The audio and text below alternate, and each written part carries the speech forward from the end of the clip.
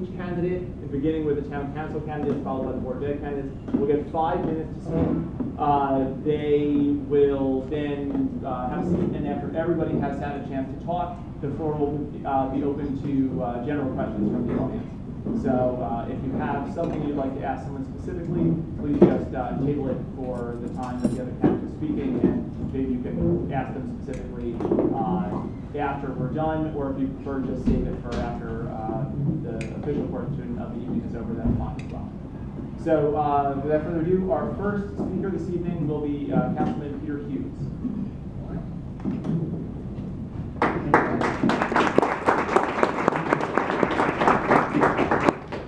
Well, thank you all for coming, and I want to thank the CCC and Alex for organizing the event for all of us, and Fitzgerald for providing a nice venue and some nice food and drink.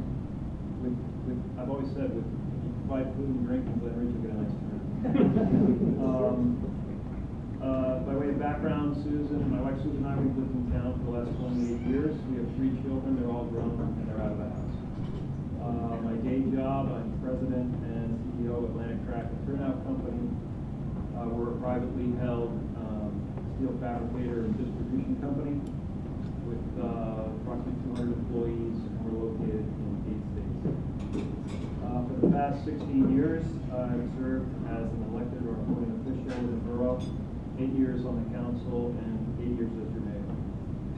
I'm running for council because I truly love this community, and because I feel that my experience in business and in government can be a help to the borough. Some of the biggest challenges that I think we face as a borough are the tax burden that we all bear, the lack of open space that we have for recreational use, and the issue of affordable housing and for development in the borough. With regard to the tax burden, we address it in 3 ways. The first thing we try to do is bring in new sources of revenue. The second is we try to share the costs of operations with other towns and agencies. And the third way we handle it is we try to slow the rate of cost increase as much as possible. Some examples of the things that we've done to bring in new sources of revenue. Mountainside Hospital, when it was privatized, and now the development of the nursing school, those have and will have very positive impact on tax revenue. With regard to shared costs, I think the fire contract with Montclair remains the largest interlocal agreement between any 2 municipalities in the state. And we were able to bring down the cost of fire service by bringing Bloomfield into the bidding process. So a number of years ago, we got the 2 communities to put in competing offers, and we were the beneficiary of that. Another example of shared costs is the development that we did the last couple of years on George Washington Field, where we were able to convince the county to kick in a third of the cost, Montclair to kick in a third of the cost, and Glen Ridge to kick in a third of the cost, and Glen Ridge got half the time slots available. So for a third of the cost, we got half the usage. Slowing the rate of cost increases, I mean, our 2 biggest unions are the PBA and the CWA unions, and we've been really preaching to them that we're a small community. We want to maintain an independent police force. We want to have a vibrant public works department and maintain our own roads and fields. But we have to do it on a cost basis that makes sense and that is sustainable. And to their credit, I think they've listened to us, and we've been able to maintain full staffing while living within the 2% cap on annual expenses. With regard to the lack of open space, I don't really want to get into the turf issue again. But the problem remains. We have too many student athletes and too few fields. And the cost to maintain the fields that we have, grass fields, is really unsustainable. However, the turf field that we did put in the George Washington Field has had a demonstrable and quantifiable positive impact on the rest of our grass fields. So that's been a very positive development for us. With regard to the challenge of growth and development in the borough, the fundamental issue here is that has an unmet need for affordable housing. The state, there was a COA organization within the state that was assigning affordable housing units to each community. That was disbanded. It's now gone to the courts. There's a movement within the state to allocate affordable housing by each community. And our problem is that we have definitely an unmet need. The exact number, I think, is open for discussion. The state has, or it's not the state, it's the Fair Share Housing Group has suggested that we have a number that I and other members of the council feel is way too high. We've gone out and got our own consultant. We have a much lower number, and so the number is somewhere in between. But there's no question that we have a number and we have an obligation. So what's happened is we've opened ourselves up for developers who look at our community and see just what we like about it. I mean, it's a lovely community. We have historic housing stock. We have great schools, and we have great connectivity to New York City, right, by way of bus or train or car. And so, like the other communities in our area, in Essex County, Montclair, and Bloomfield, we're seeing a huge increase in the amount of development that's going on with high-density units. And we are not immune from that. And because we have this unmet affordable housing need, we are to a certain extent under attack. So the challenge, I think, is how are we going to deal with this unmet affordable housing need? How are we going to manage the development within the borough, maintain the essential characteristics of our community, and not let that go away, but also meet our demonstrated need for affordable housing. So it's a challenge. It's something that I think we have under control, and we will find a way to satisfy our requirement, and we will find a way to do it in a way that will be acceptable to the borough. And that's my 5 minutes. That's what I have. I will try to stay around to answer questions. I have to head to the airport. I got to fly out tonight. So if there's something that I brought up that you can certainly ask David Lefkowitz, he'll be happy to answer. Otherwise, thank you very much.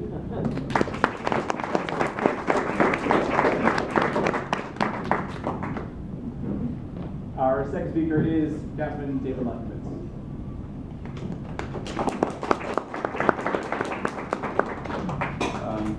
Thank you. It's a privilege and an honor to come and meet and speak with all of you tonight. My wife Sandra and I, Sandra who is sitting right there, have been in Glen Ridge now for 28 years. And I think we came here for some of the same reasons that many, if not all of you did. A close-knit community, a wonderful school system, proximity to New York, the historic charm of the town.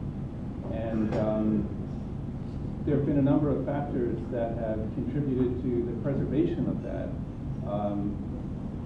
which I think boils down to a combination of smart professional management and very conscientious volunteer, nonpartisan oversight on the part of the town council and the Board of Education. We've always known, and all of you who are here, I think, are very cognizant of the degree to which volunteerism plays an essential role in keeping Glen Ridge what it is and allowing Glen Ridge to flourish in the way that it has. I think that's why we're all here, because we share that conviction. And that is something that is driving all of us on the town council to continue to commit ourselves to a Glen Ridge that has all of these attributes that we love so much. Just by way of background about me, not to assume that everyone even knows who I am. So I've been on the council now for 6 years, so I'm running for my third term. Prior to that, I was a member of the CCC, was actually president of the CCC 1 year. I've been involved in the educational foundation and the community fund for many years, and so Glen Ridge volunteerism is something that I really bought into and am committed to. I love serving on the council. I think it's a very rewarding experience for those of us who share it. It's a great group of people. I always say it's not politics, it's public service. We're all engaged people, we have our political affiliations, but inside the council chambers, we're all nonpartisan advocates for Glen Ridge. And personally, I wouldn't have it any other way. I couldn't enter into politics, but I can do this, and it's very rewarding, and I think it's very effective for Glen Ridge. I mean, if you look at the type and the caliber of people that we have, besides Peter and myself, Dan Murphy is there in the back of the room. Dan's commitment to Glen Ridge, I think, is legendary, and the others, Art Dawson, Anne Marie Morrow, and Paul Lisovich. It's a wonderful group of people. Varied backgrounds. My own background is finance. So I'm a senior credit officer for Sumitomo Mitsui Bank in the city. I am learning Japanese, but not that good yet. And it's a diverse group of talents that we bring to the council. I think as far as qualifications to serve on the council, I don't want to claim a special qualification other than the experience of having done it, because I'd be willing to bet that all of us here could do it.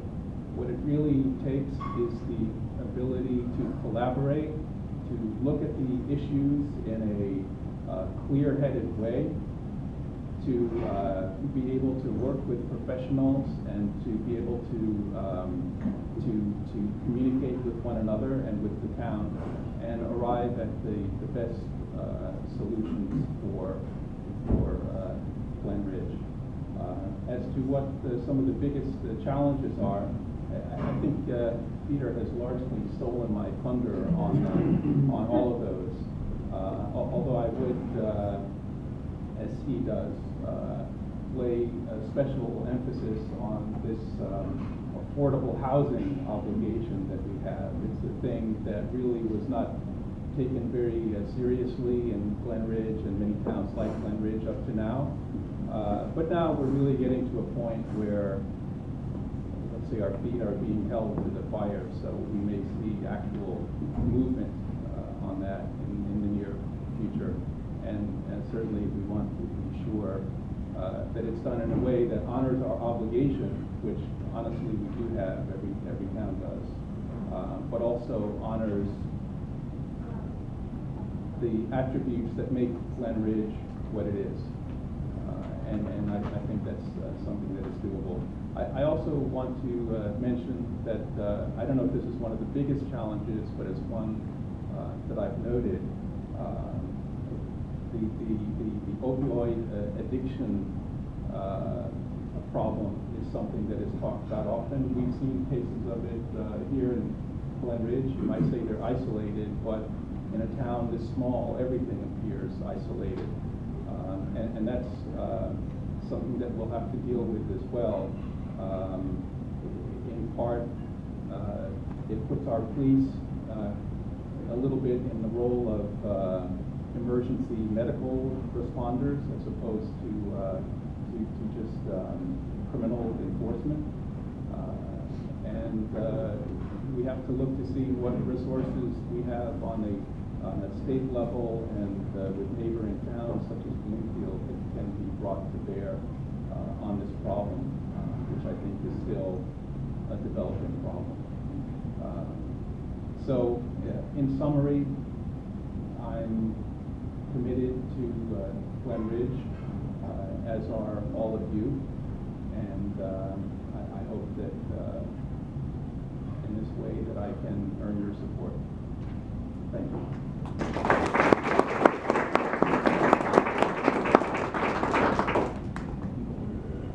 Our next four speakers are candidates for the Glen Board of Education. The first speaker is the first endorsed candidate by the CCC, Teresa Boyle-Bellucci. Well, I was just wondering if we could ask a question of your team before it leaves. Would that be possible? Or I don't know if you're going to be around for the question right now. Is it a quick, and how soon to leave? It's 10 o'clock flight, so, I'll try and stick around. I mean, I'd like to stay. Great. I'd like to hear the board of it. Teresa Boyle-Bellucci.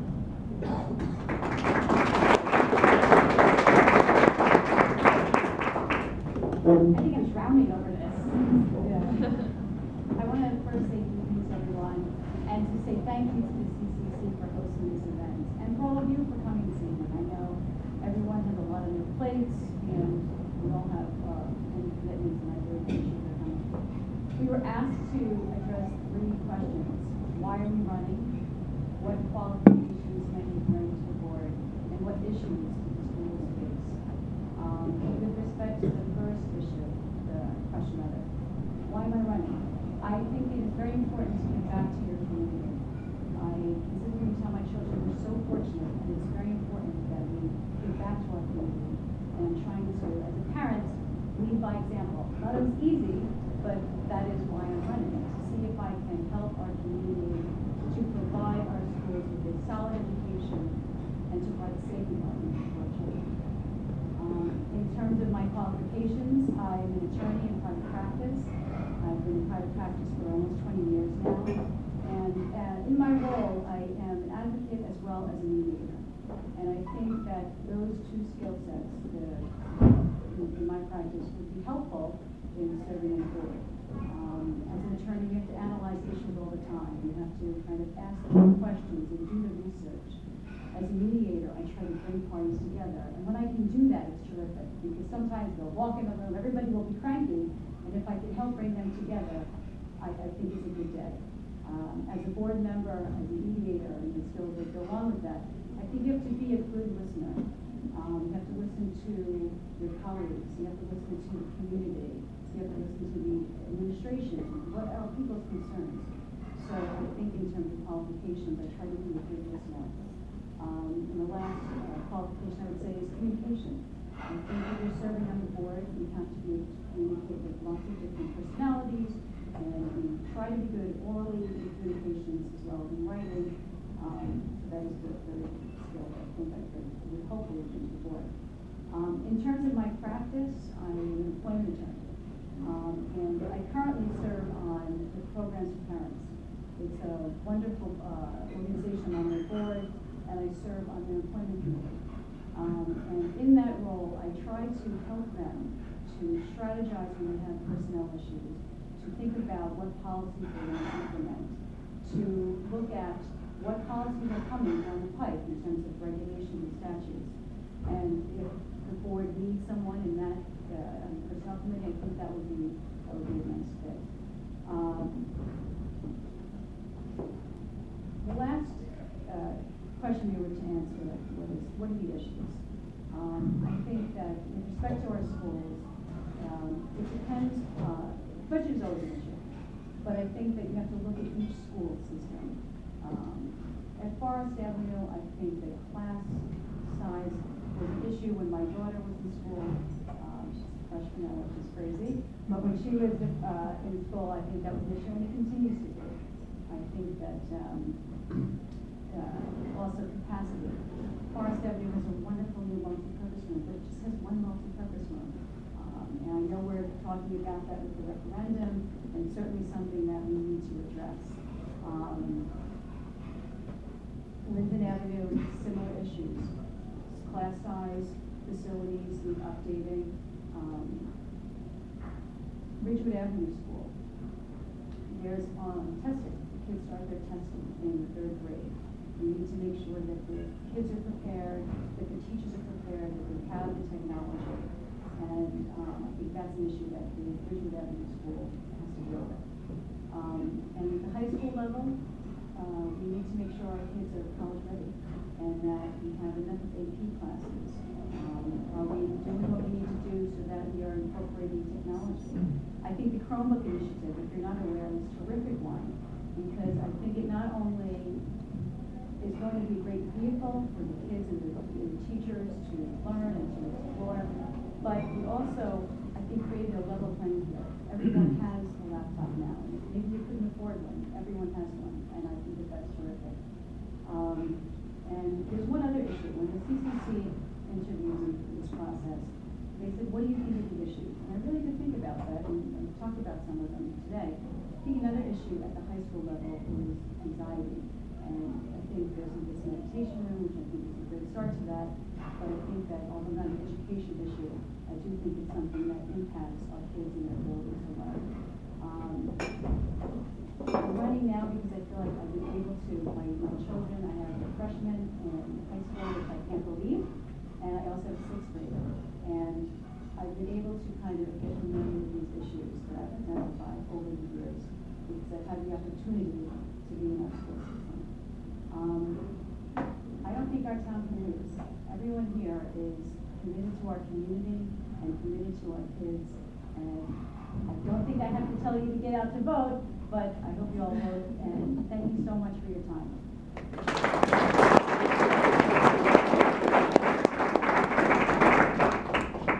Thank you. Our second Board of Ed speaker is also one of our endorsed candidates, Michael DeLue.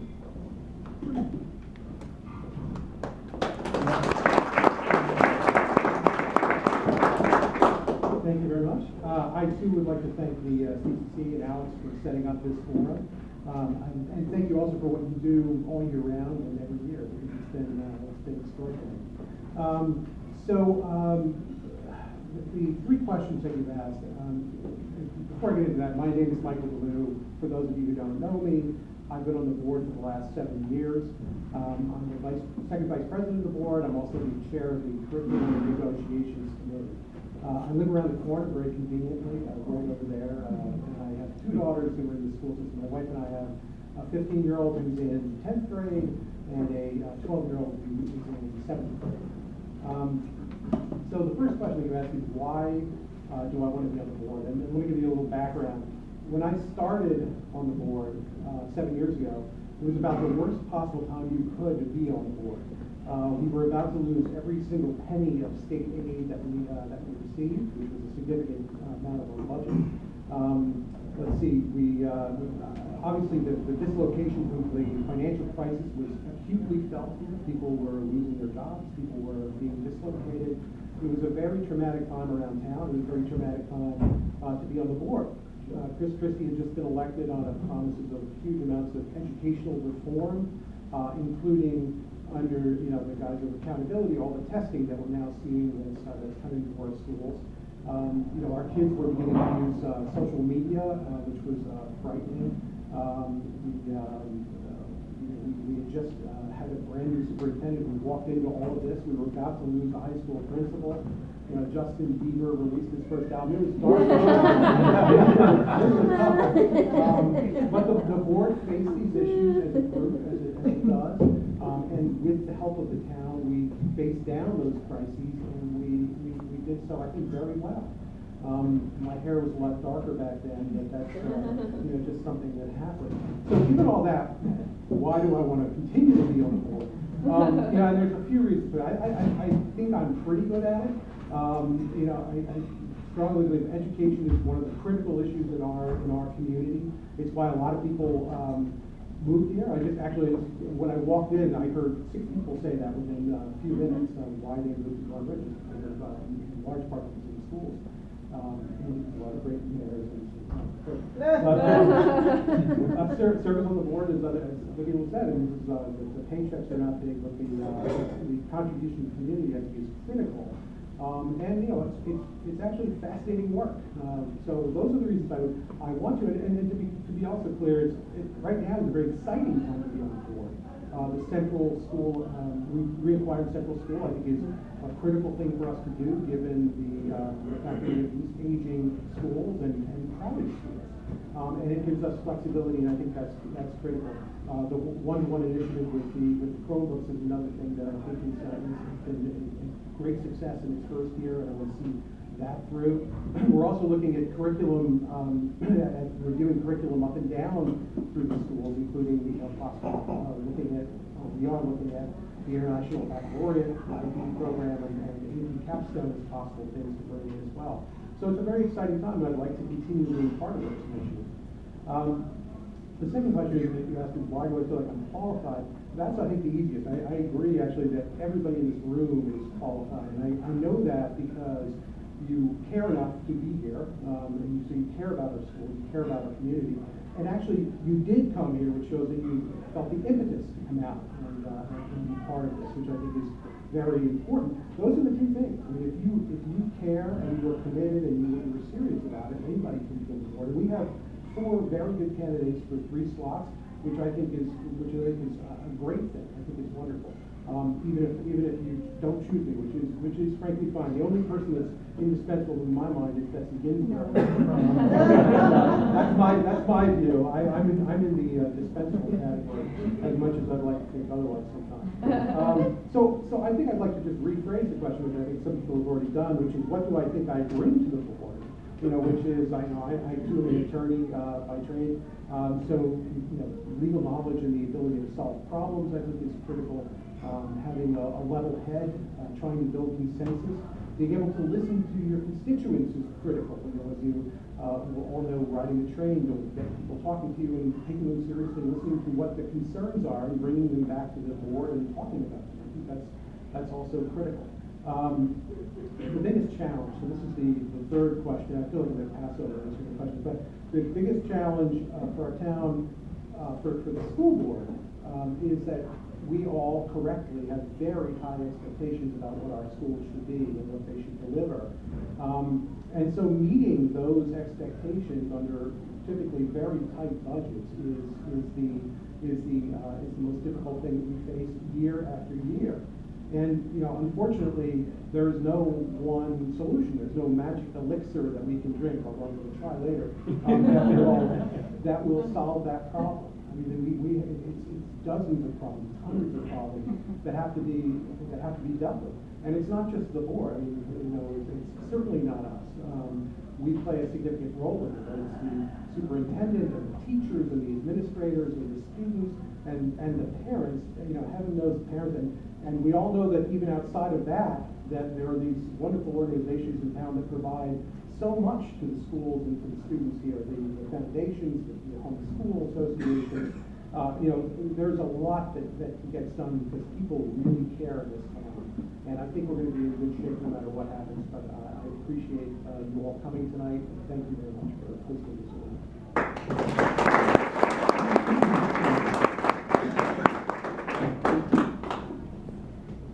Our third speaker this evening for the Board of Education is our third candidate as well, Board President Betsy Ginsburg.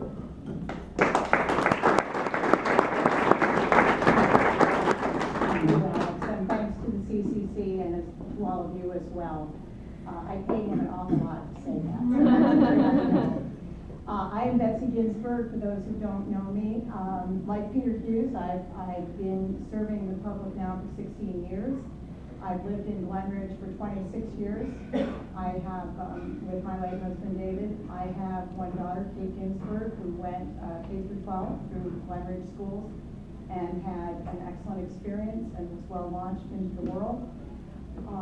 The question of why I want to run is one that I ask myself occasionally, but the reason why is because I have a passion for education.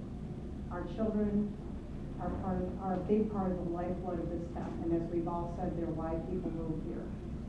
I see them, I look at them, I see the future, and I see what an important responsibility it is to safeguard that future and to make sure that that future that we launch, that portion of the future that is launched from Glen Ridge is well launched from Glen Ridge. And that encompasses great academics, it encompasses just what Teresa mentioned, the emotional and social health of our children. It encompasses care of every single one of them. And when you look at every single child and every single family as a reservoir of great potential. How could you not want to serve on the Board of Education? I just can't think of a better way to give back to the community. So that's why I'm doing this, is because it is passionate, it is a passionate mind, something new. We think of, there's a new challenge every day on the Board of Ed. It never gets old. You can't rest on any laurels that you might have. You can't trust the status quo because it changes. When you deal with kids who change every single day, there is no status quo. And that's what makes the work so rewarding, is trying to meet those changes. So we have this reservoir of children. We have a supportive community. And then we have the challenges that face us. And challenges that face us are the expectations of the community, those we can meet through coming together with the community, through listening, through being good listeners, as Teresa mentioned. The biggest challenge is coming from outside this community. As Michael mentioned, we've suffered through educational economic catastrophe in the last 6 years. In 2010, 2011, we lost all of our state funding, which was 5% of our budget. To date, we have only recovered to the point where state funding is 3% of our budget. So we are not where we were in 2009, and that is a problem. And you all know the state's not in great financial shape, so getting the additional aid that we need is a big concern. Without resources, you can have wonderful ideas, but it's much harder to implement them. We're lucky with the supportive community, we can implement a lot of them, but we need those resources. And that brings me to my qualifications. I am the executive director of the Garden State Coalition of Schools, which is an advocacy and lobbying organization of about 100 districts, including Glen. We work in Trenton, we work outside of Trenton, but funding is one of our big concerns. I was just in a